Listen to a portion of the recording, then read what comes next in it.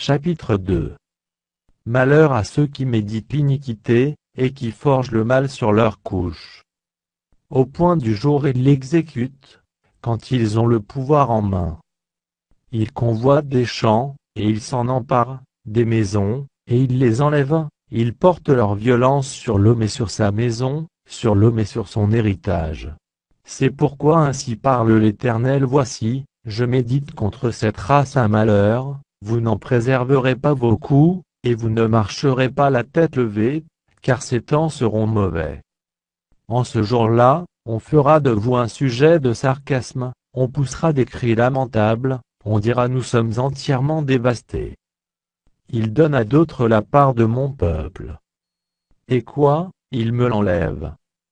Il distribue nos champs à l'ennemi, c'est pourquoi tu n'auras personne qui étende le cordeau sur un lot, dans l'assemblée de l'Éternel. Ne prophétisez pas, disent-ils. Qu'on ne prophétise pas de telles choses. Les invectives n'ont point de fin. Oses-tu parler ainsi, maison de Jacob? L'Éternel est-il prompt à s'irriter? Est-ce là sa manière d'agir? Mes paroles ne sont-elles pas favorables à celui qui marche avec droiture? Depuis longtemps on traite mon peuple en ennemi, vous enlevez le manteau de dessus les vêtements de ceux qui passent avec sécurité en revenant de la guerre. Vous chassez de leur maison chérie les femmes de mon peuple, vous ôtez pour toujours ma parure à leurs enfants.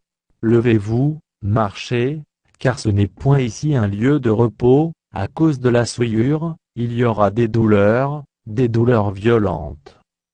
Si un homme court après le vent, et débite des mensonges, je vais te prophétiser sur le vin, sur les boissons fortes. Ce sera pour ce peuple un prophète. Je te rassemblerai tout entier, ô Jacob.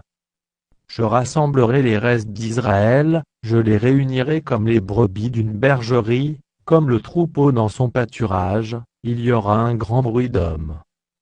Celui qui fera la brèche montera devant eux, ils feront la brèche, franchiront la porte et en sortiront, leur roi marchera devant eux, et l'Éternel sera à leur tête.